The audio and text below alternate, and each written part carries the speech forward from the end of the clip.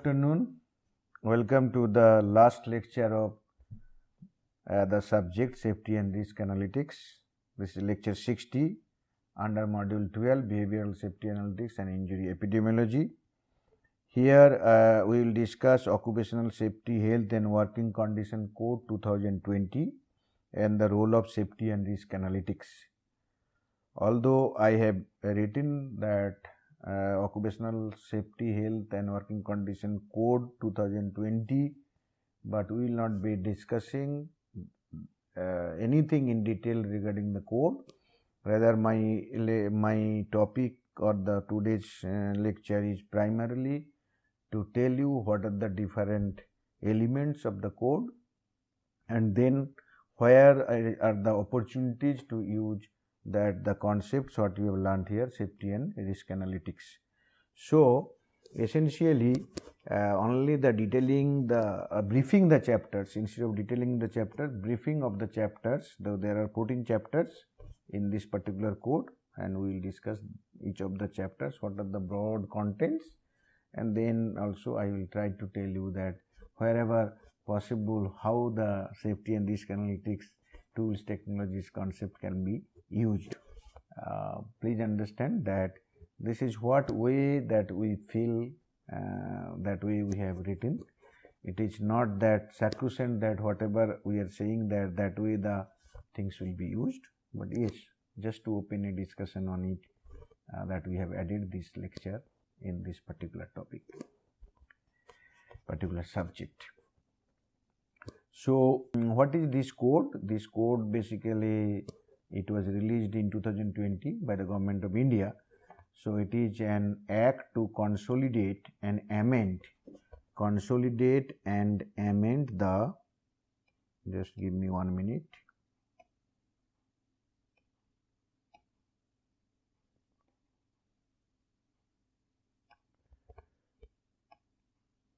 Yes. So, an act to consolidate and amend the laws regulating the occupational safety, health, working condition of persons employed in an establishment and for matter connected therewith or incidental thereto.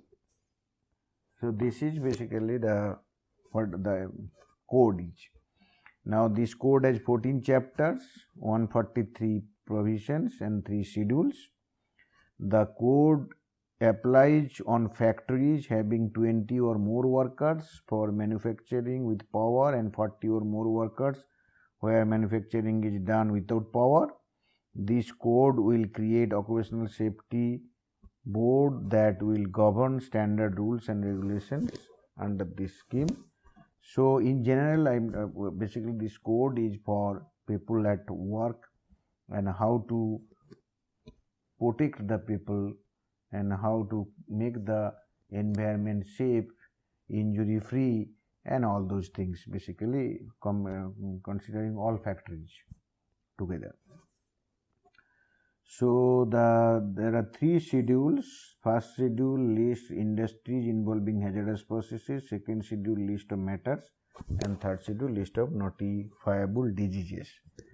Okay, so again I am telling you that I am not the expert of this particular code, but yes, we read it, and then we are just trying to tell you there is a code and this code is implemented, and obviously if this subject will help you in improving implementation and effectiveness of this code, that is what is the motivation here.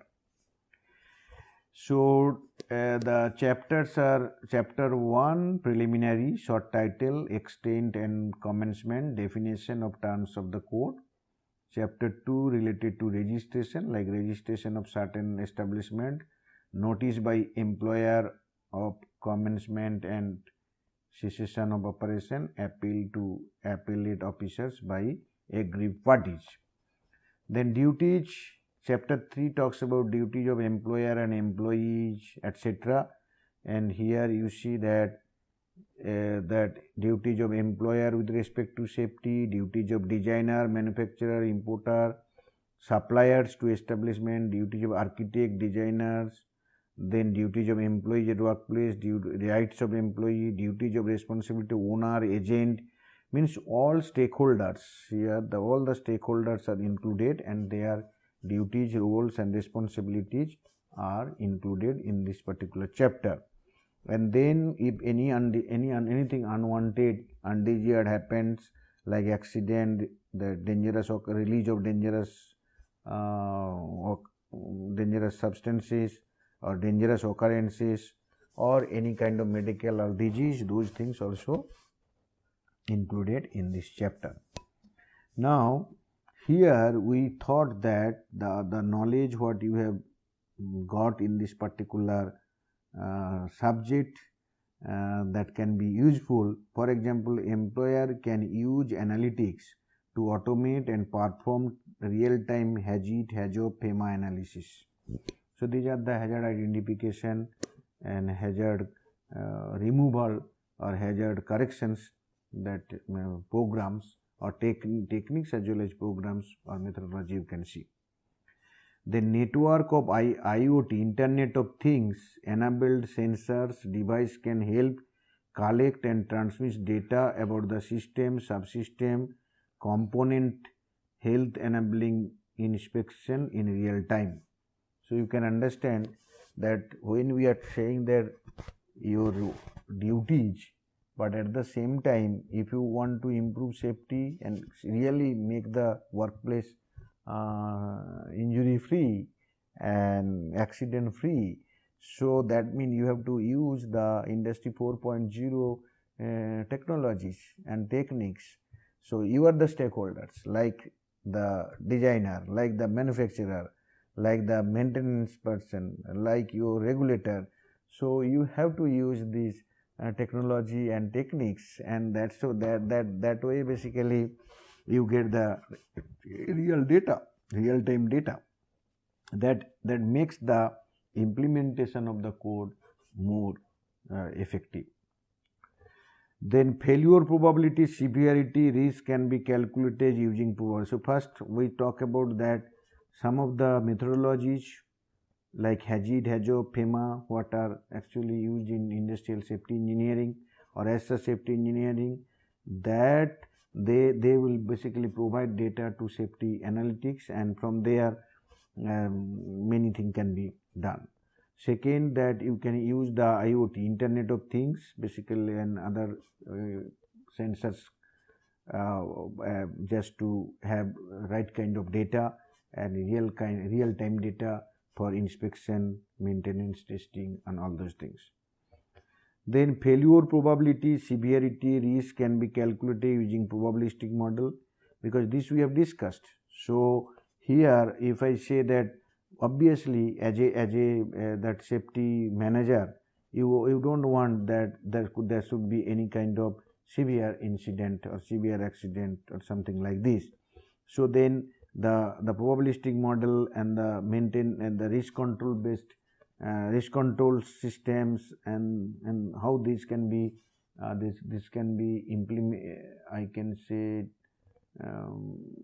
evaluated and monitor. Those models, tools, techniques we have already given to you, that can be used also. For example, performance of lagging and leading and lagging indicators, what we have discussed, that also will be useful. Then we have given some kind of simulation model to simulate various scenarios and identify potential safety gaps, failures, risks and hazards. Although we have mentioned in this particular under this chapter, but it is not again exhaustive. There could be many more, and some of the things can be useful in other chapters also. So that is there. Now in chapter 4, occupational safety and health, that is the title. Here National Occupational Safety and Health Advisory Board, State Occupational Board, that means that advisory board, occupational safety health standards, then your research related activities, that conduct safety health surveys, collects data. So I can say that here many of the tools, techniques under this particular subject, safety and risk analytics, what you learned, these are applicable and that is mentioned. The interesting part of this code is that they have not only mentioned the duties and responsibilities, they not only mentioned that what are the different kinds of hazards, all those things, or what you have to do. At the same time, it basically found out that there is a need for research, there is a need for health and safety and health surveys, there is need for that data analytics. So in fact, that collect, compile, analyze occupational safety and health analytics. So that chapter 4, you see that whatever we have discussed in this particular topic, all are applicable here. So I am not reading that line by line what are the things are there. So you can think of that analytics can be used by safety board, because ultimately the advisory board, what they will do, they will give you advice, but on what basis?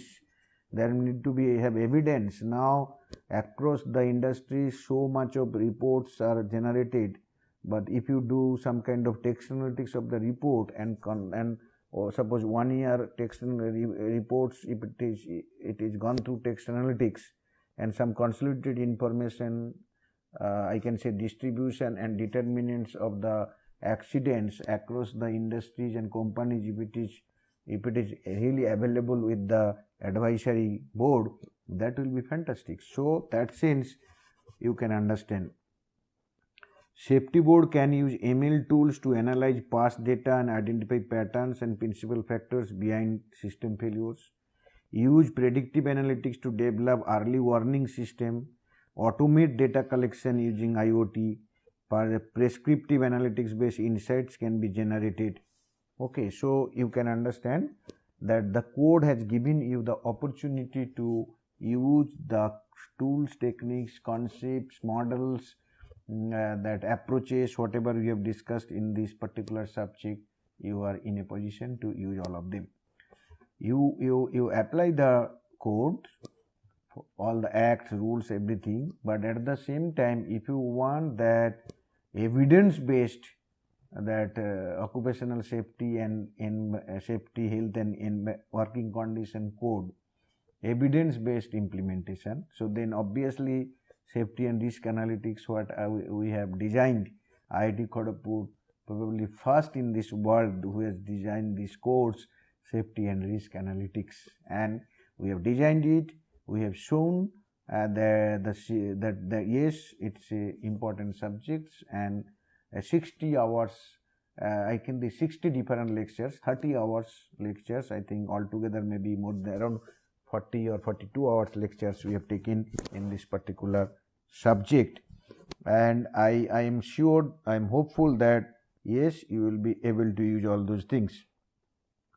Now chapter 5, health, safety and working condition. So please understand, we have not written, but this is do in the sense, yes, that responsibility here also, there could be lot many ways the analytics can be, safety and risk analytics can be used. Similarly, welfare provision, providing welfare facilities, yes, here also you have to find out the objectives of the, what are the objectives, and then you have to find out what data to be captured. Like in this class, in injury epidemiology, I shown you that Haydon has given objectives and related data, that was given by Robertson.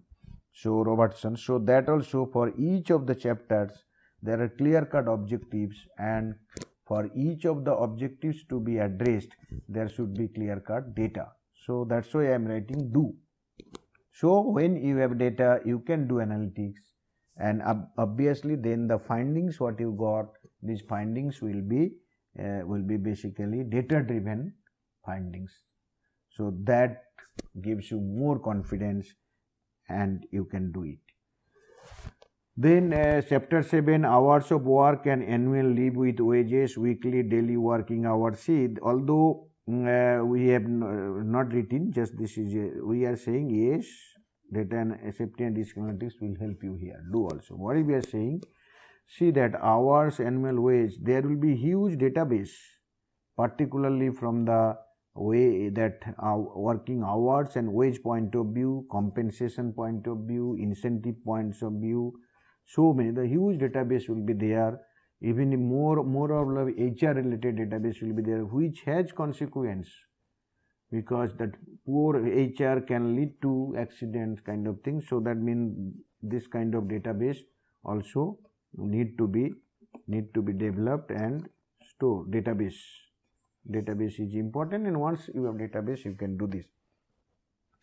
Maintenance of records, register, return, maintenance of register records and filling of returns on work performed, number of normal working hours, rest days allowed, all those things. So this basically talk about more or less that performance with reference to everything related to the work there, with reference to safety, health and working condition.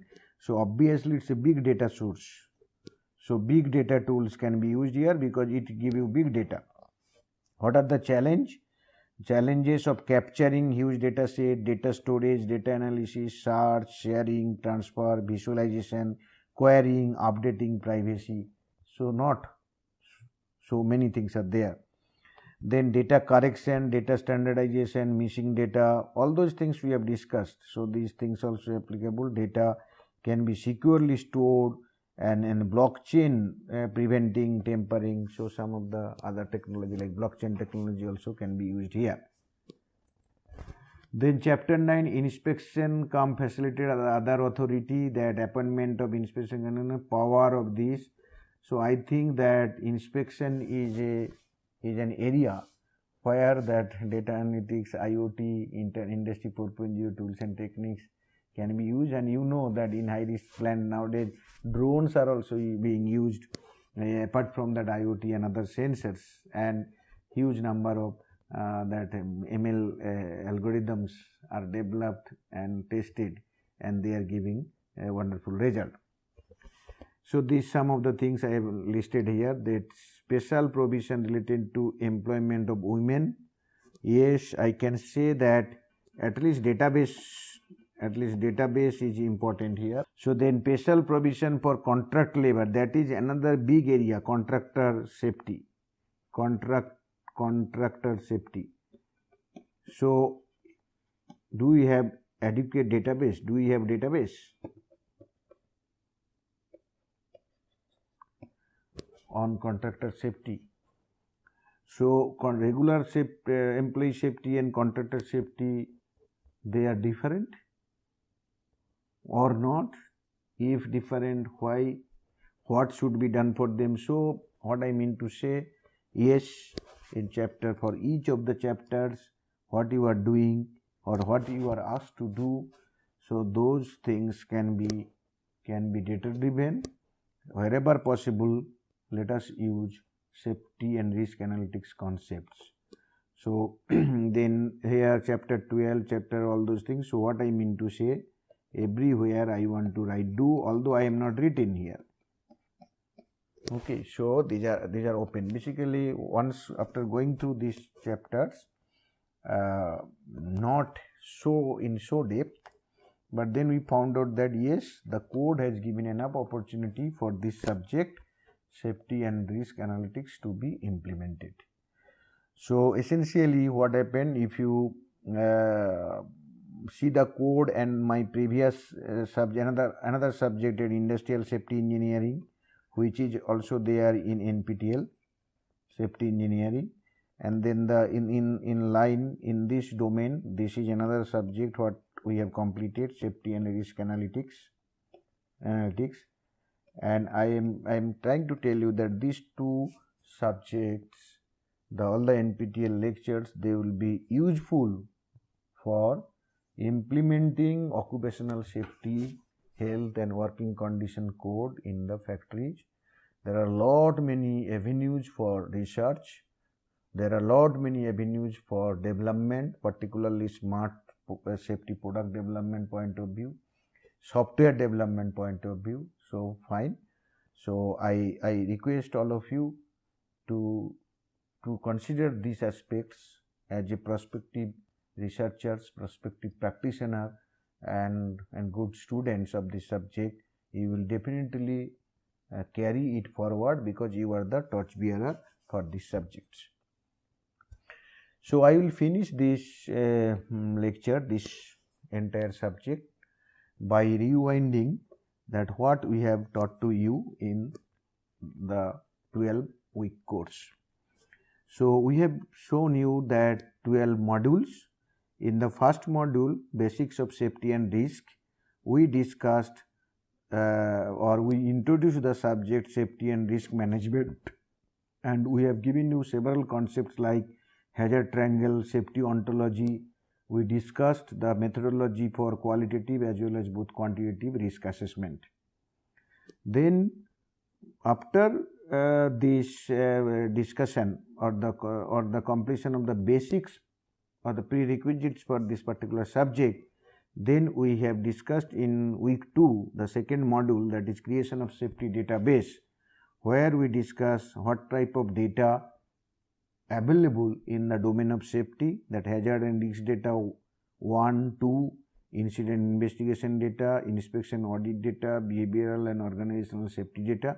In fact, design data, operation data, maintenance data, incident records, hazard checklist, so and all the hazard programs like HAZOP and then HERA, all those things they basically gives you safety data.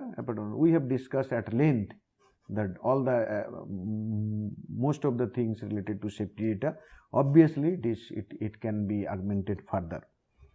Then once data is collected, we discussed another very important one, that the safety data is usually having lot of noise.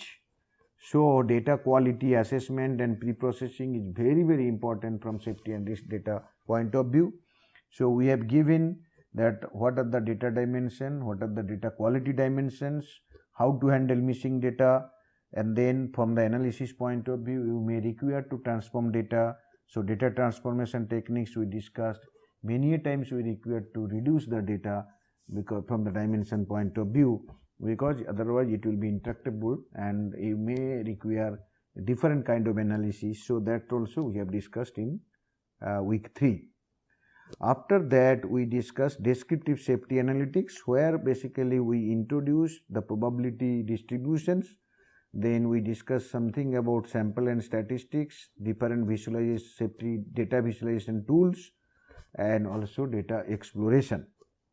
Then in chapter 4, safety performance and evaluation and monitoring, here we have given you one very important aspects called leading and lagging indicators, because we are not able to evaluate and monitor safety performance because of lack of proper indicators or the variables or attributes to be monitored. So we have given you some schemes and some of the models, some that approaches related to this, borrowing mostly from the quality domain and other management domain. Then in chapter 6 we discussed about text analytics, that analysis of safety reports and narratives.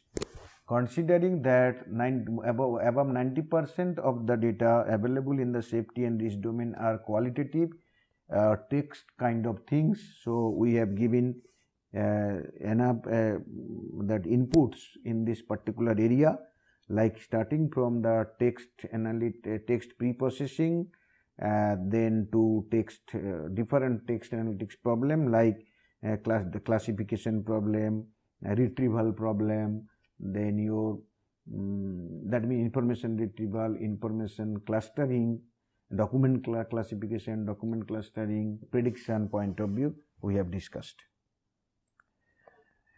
In module 7 we started another important part is risk quantification. Here we brought the traditional industrial or I can say the safety engineering concepts like bow tie, and then we have shown you that how to collect the data to quantify the bow tie, particularly from the basic event quantification point of view, and we have basically given I hope that we have given a good treatment to this particular topic. In chapter 8 and 9 we basically discuss predictive safety and risk analytics.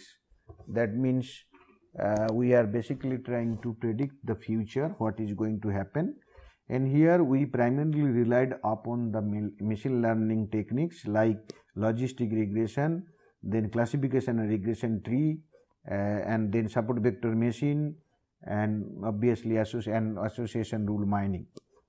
In chapter 10 and 11 we discussed about prescriptive safety analytics. Means you are in after chapter 8 and 9, or I can say week 8 and 9, you are in a position to tell that what is going to happen. So in chapter 10, or I can say week 10 and 11 module, prescriptive safety analytics. So here you can think of that how you want to prevent that something bad to happen, what are the way the design solutions, or that I can say improvement solutions that can be found out.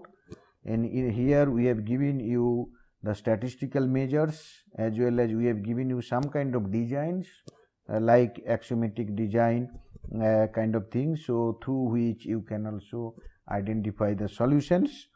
And apart from this, in chapter 11, risk-based decision making and risk-based maintenance is basically we have taken these two important issue. And then in chapter 12 we started with behavioral safety analytics, causal modeling, then we discussed injury epidemiology, and finally I have shown in today's class that how that occupational safety health and working conditions code 2020 of Government of India can be better implemented with the use of safety and risk analytics, this subject. Thank you very much for your patience and kind hearing these 60 lectures, and I am sure that you have enjoyed the lectures. The subject is very vast and very mathematical also, and I have tried my level best to make it simple and to avoid most of the mathematics. Primarily I relied upon the concepts, and with a process model approach tried to tell you that how the different models you are going to use, starting from inputs, then the algorithm and outputs, and then I have given you some case examples including some real case studies, and I am sure that you need a lot of study further actually to make yourself I can say expert in this particular domain. It's not only a conceptual domain, it's a huge domain, a lot of many concepts, lot many models, lot many algorithms, much of mathematics, and there are practice issues and then application issues. Really it's a ocean. So I hope that you got some of the benefits out of it, and I'm sure all of you will be definitely taking this subject forward, because if we can save one life that who are basically other way may die in the work, that will be your great satisfaction.